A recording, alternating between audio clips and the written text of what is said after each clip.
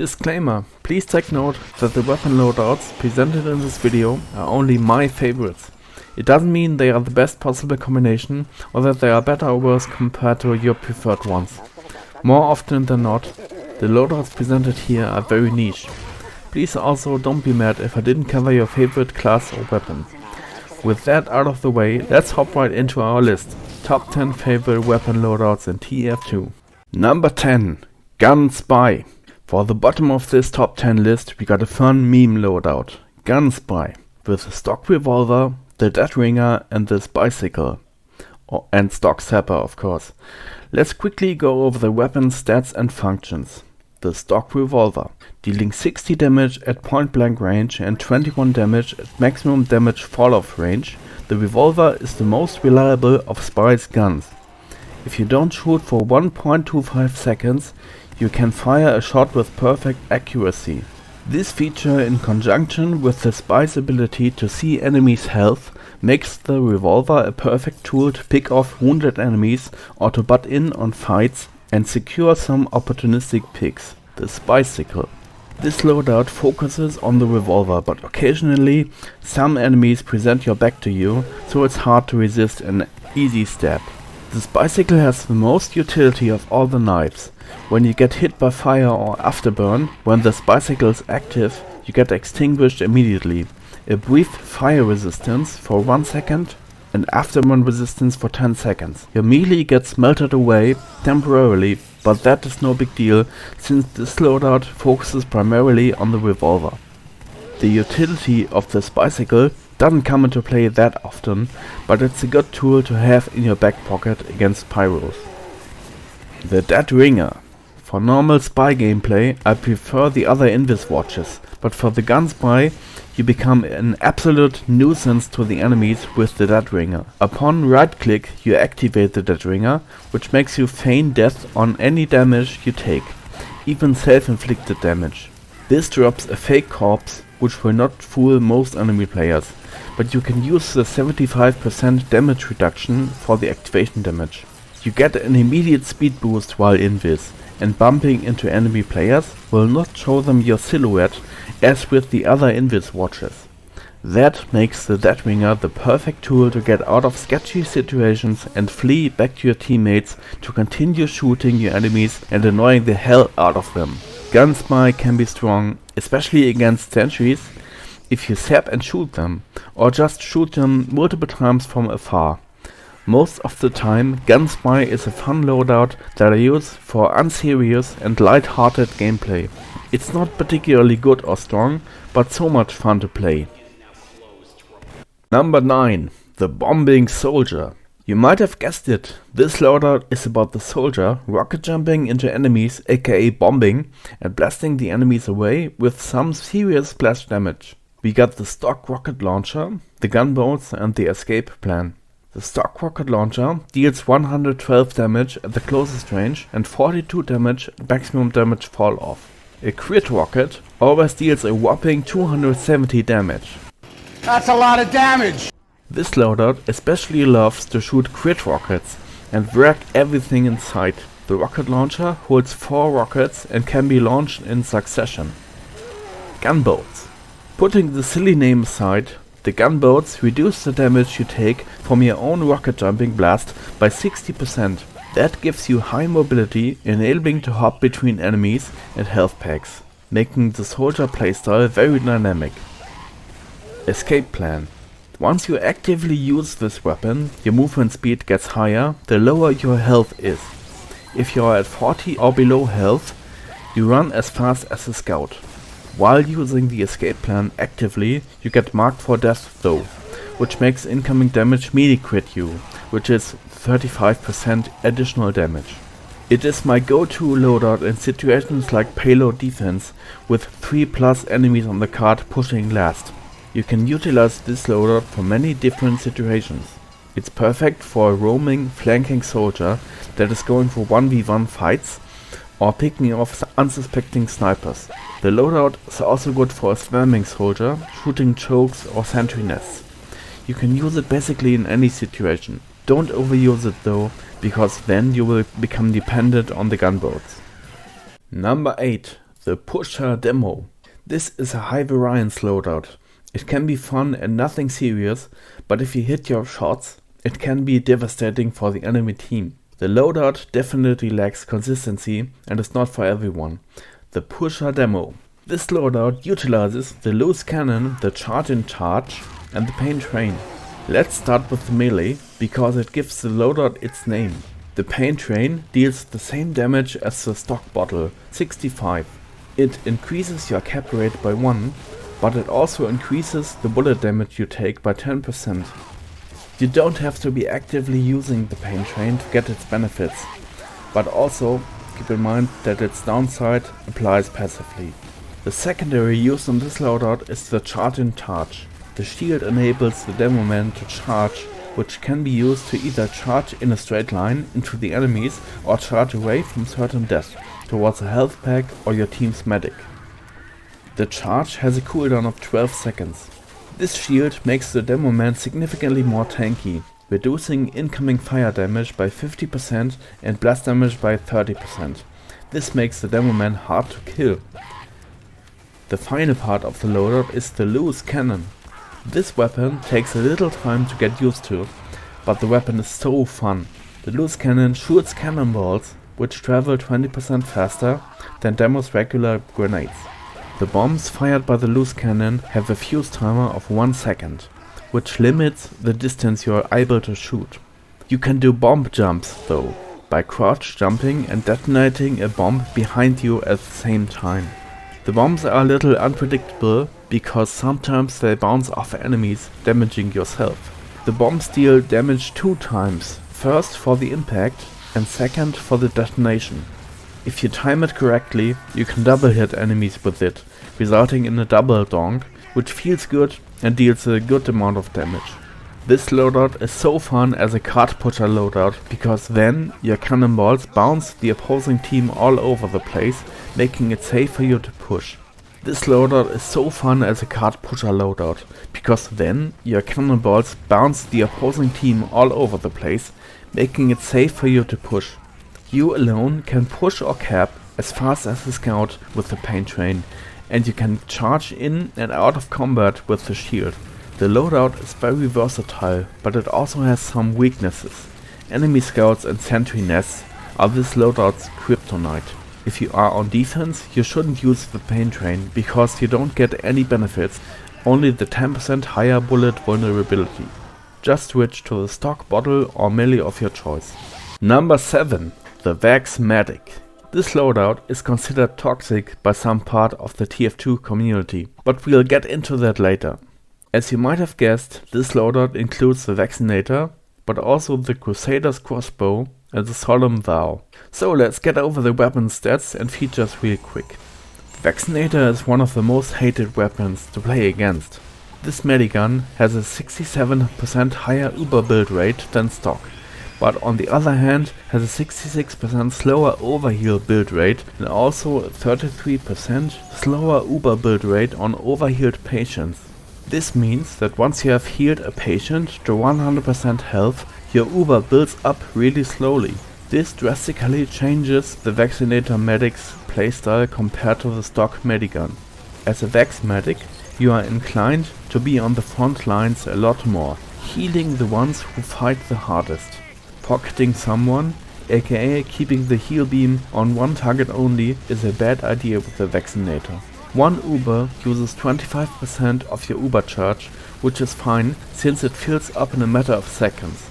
The Vex also builds up a new Uber while Uber charging, which is absurdly good. Once you Uber, you and your healing target have a 75% damage reduction on the selected damage type for 2.5 seconds. The fun about the Vaccinator is the additional difficulty it requires to operate successfully. Quickly switching resistances and popping bubbles on a moment's notice makes the Medic gameplay more fast-paced and interesting in my opinion. The Vex Medic's primary, the Crusader's Crossbow, is a well-known best in slot. The long distance healing for 75 up to 150 HP and also damaging enemies for a maximum of 75 damage at a long distance and 38 at point blank makes it a very versatile weapon. For the vaccinator it becomes especially useful, because when you pop a bubble, then switch to the crossbow to fire a healing arrow, then switch back to the vaccinator, it makes it almost impossible for the enemies to break through that. The chosen melee weapon for this loadout is the Solemn Vow. It lets you see the enemy's health for a slower swing speed. The upside of seeing the other team's health upon aiming at them is something that only the spy can do.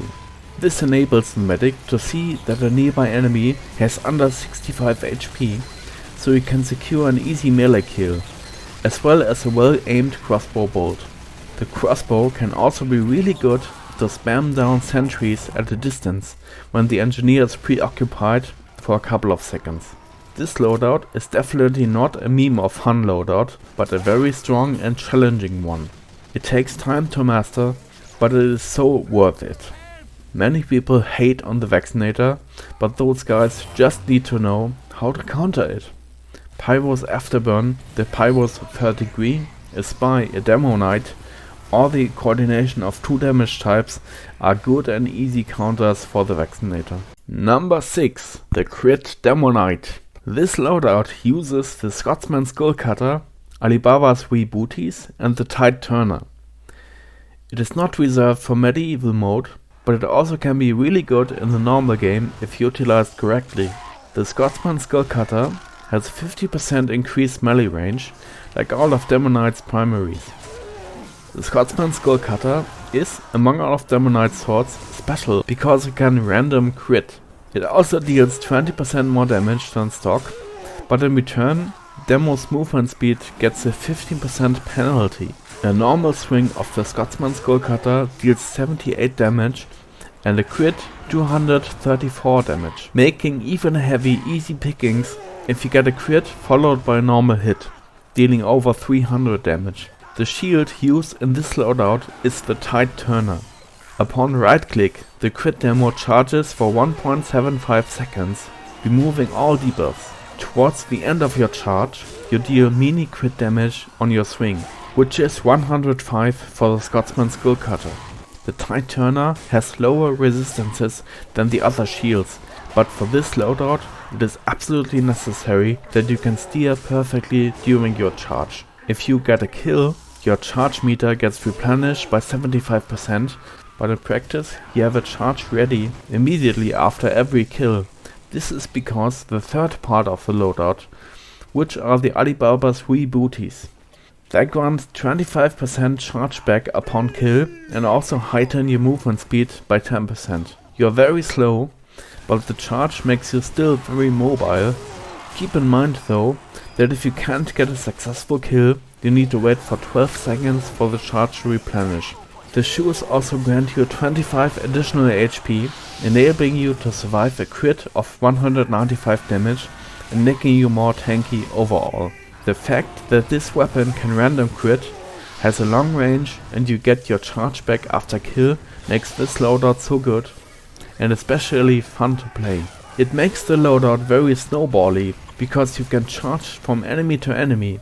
The game mechanic that you have a higher crit chance the more damage you deal works in this loadout's favor, because after a couple of kills almost every strike is critical, making the demo a beast for a short time. I like this snowball loadout more than the typical Islander demo, because it isn't my playstyle to play cautiously for a long time, collecting hits only to then die by crit or something. Keep in mind though that your charge stops when you take damage and that the loadout isn't viable for certain maps at times. Number 5. Game-changing Spy. Definitely my emergency loadout if your team is outmatched and you need to get stuff done. For example, taking out a sentry nest or 2 or getting 2 heavy medic combos off the card or something. Let's go over each individual stat first. The Your Eternal Reward, or YER for short, is my favorite knife for Spy. It has a normal base damage of 40 like all the other knives and immediately kills the target on a backstab. The most important stat of this knife is the silent killer one, which hides the scream of your victim. The impact of the knife still makes a sound, which is hardly audible with gunfire and yelling going off in the background. The knife also disguises you as the victim instantaneously after a backstab, which can fool enemies very well. Sometimes when you backstab somebody, the victim's weapons or cosmetic parts fall off, which still makes you look very sus if enemies see you backstab, so you still should avoid being seen doing your evil deeds. The YER has a huge downside. If you take a disguise manually, it depletes your whole cloak meter. Using that loadout, you need to play around it by taking 3 disguises of clueless enemy players or taking a disguise near a big ammo box. Another downside of the knife is the increased cloak drain rate of 33%. This stat becomes nullified though by the next part of the loadout, L'étranger. This revolver has the nickname Pea Shooter given by me, because it deals 20% less damage than the stock revolver, dealing only 48 damage at close range and 17 damage at long range. It is used in this loadout for the positive stat though, which gives the spy an additional 40% of cloak duration. This makes it so that you can stay cloaked almost indefinitely if you know the ammo pack's locations and pick up ammo boxes of fallen players. The other parts of this loadout are the stock Invis Watch and stock Sapper. This is my go-to loadout if you really need to make some big plays, because it enables you to get big chain stabs due to the silent killer and immediate disguising on backstab, but also take out sentry nests, because the sentry won't shoot you if you backstab the engineer. The drawback of this loadout, that taking a disguise costs a whole cloak meter, is not that big of a deal if you adjust to this playstyle. You can get the occasional kill with your revolver, but keep in mind that your target needs to be on very low HP. A Razorback sniper becomes your weakness, because you can disguise freely with this loadout, making it a huge cost to shoot the sniper with your Pea Shooter. Number 4. The Immortal Soldier. Finally, we come into territory of loadouts that I have unconditional love for. This loadout is more of a mainstream one, despite it being hated by big parts of the TF2 community, even being called a crutch loadout by some. The loadout consists of 3 synergistic parts. The black box regenerates your health when dealing damage, for up to 20 health regen when dealing 90 damage or more. As a big downside, the black box only holds 3 rockets instead of the 4 rockets of the stock rocket launcher. If you are used to stock, you will have your issues with the 3 rockets, but once you get used to it, the black box soldier can become a monster, and I can understand why people hate soldiers with the black box. The second part of this well-known loadout is the Conjurer. This banner gives the soldier a passive health regeneration of 1 up to 4 health per second, depending on how recently you took damage. Once you accumulated 480 points of damage to fill up your rage meter, you can use the banner. It then grants you and your nearby teammates a buff for 10 seconds, granting a 35% lifesteal and a speed boost that is similar to that of the disciplinary action. The third part of the loadout is the escape plan, which was explained in detail earlier. In short, it enables you to escape quickly if you are on very low health. By utilizing the massive lifesteal, you can have a more brain-dead playstyle, getting right in the enemy's faces and going for directs or shooting the ground in front of them. This makes it almost impossible to miss, and it also maximizes your damage output. The self-damage of your rocket blasts gets somewhat negated by the 20 HP you gain back from the black box. If you have your banner active, it's a whole different story. Let's do the math. You shoot an enemy right in front of you for 100 damage. Your banner's 35% lifesteal gets you 35 HP back, with the additional 20 HP of the black box getting you 55 HP back. If there are 2 enemies close by, the lifesteal stacks. That makes you an absolute monster, enabling you to turn tides of battle without being a pro soldier. I can understand why people hate it. If you shoot the ground in front of you, you should die as well, but due to your loadout synergy, you can survive most of the time. So all the hate for this loadout is somewhat justified. Pro tip: when you deploy your banner, you can delay the buff effect by holding mouse 1. You can walk towards your enemies and release mouse 1 to give the enemy team a big surprise. Number 3. The Beast Heavy. We are reaching the top 3 of my favorite loadouts. This is a non-mainstream loadout, only used by a very small number of players. It's the Brass Beast, the second banana, and the gloves of running urgently, or GRU for short.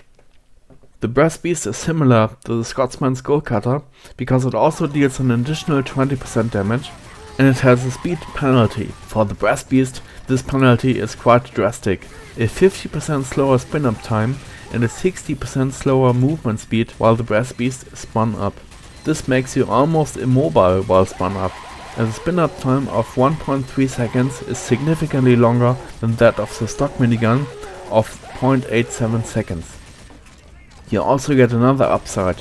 When you are revved up and on 50% health or less, you get a 20% damage resistance to all damage, enabling you to survive 2 sniper quickscope headshots in succession.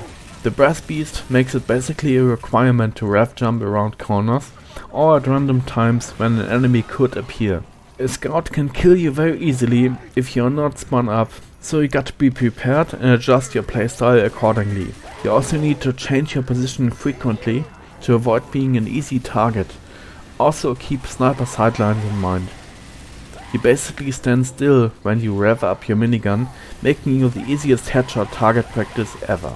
The second part of this loadout is the second banana. This lunchbox item makes the beast heavy very independent, because you can consume it to regain 200 HP with a cooldown of only 10 seconds. This enables you to go in and out of fights frequently. The Brass Beast encourages a more selfish playstyle because your rev up time is so long, so you can't afford to give out sandwiches or bananas to your teammates very often. The banana is the perfect choice as a secondary weapon because it acts only as a small health pack when dropped. Only use it when your medic is burning and the area is clear of enemies for a short while.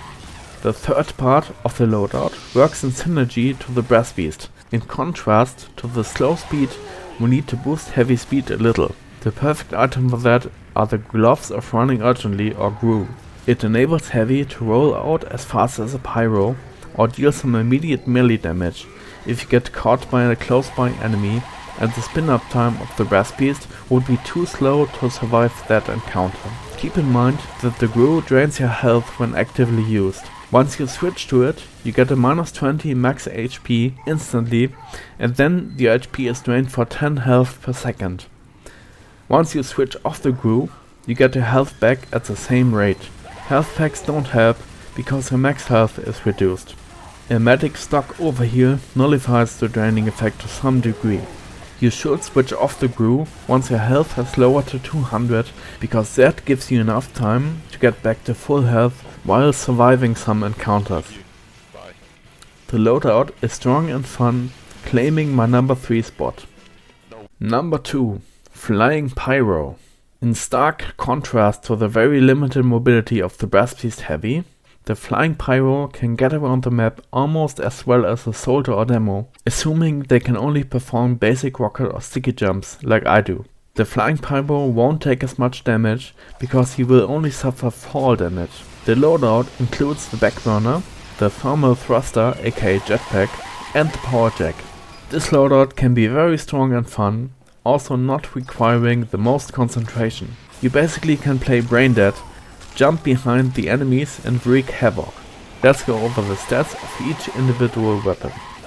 The backburner has no random critical hits, but guaranteed crits if you attack from behind. For that massive upside, the backburner suffers a 150% penalty for air blast ammo consumption, consuming 50 ammo on air blast compared to the 20 ammo that stock flamethrower uses. The crits from behind sometimes don't work at all, and sometimes they work very well.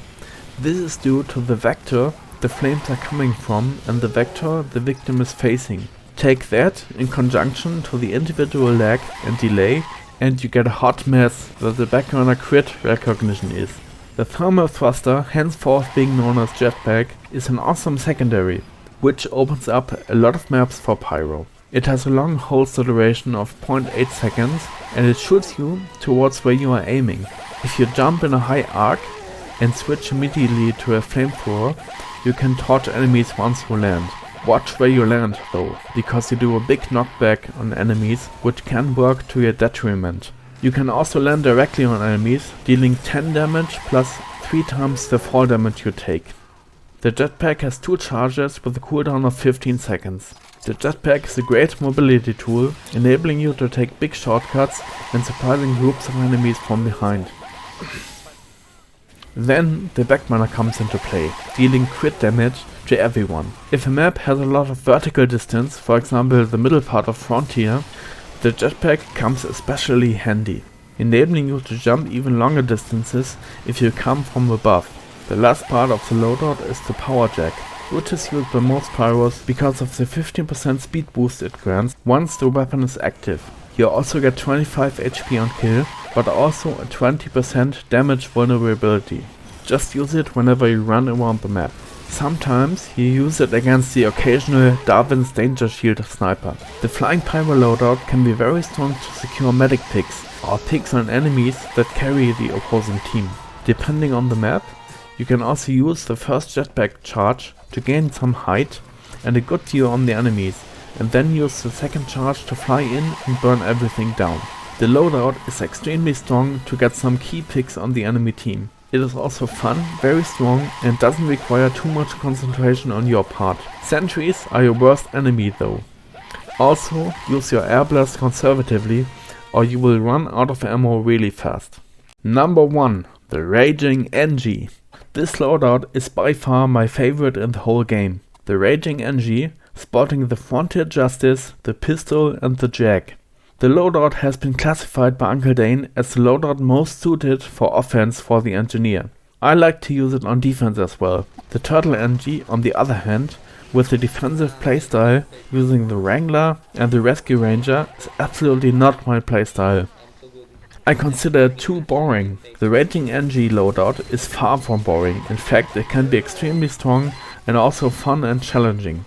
The Frontier Justice is best described as your gun gets angry when your other gun gets destroyed, as Fat Magic would say.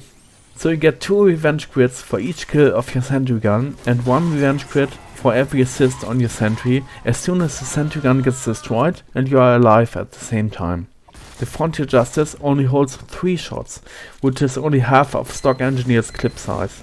As for the secondary weapon, the Raging NG uses the stock pistol. Pistol deals 22 damage at point blank range and 8 damage at maximum range, hitting enemies with a 45 damage critical.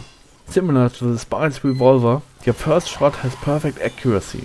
The pistol has a clip of 12 bullets and can be fired semi-automatically, so you can hold down mouse 1 to fire all 12 shots quickly. Pistol is used for medium range and long range. As for the melee, the Rage NG uses the jag. Compared to stock, the jag swings 15% faster for an attack, but also deals 33% less damage to buildings and sappers, requiring 3 hits to destroy a sapper compared to 2 hits for the stock range.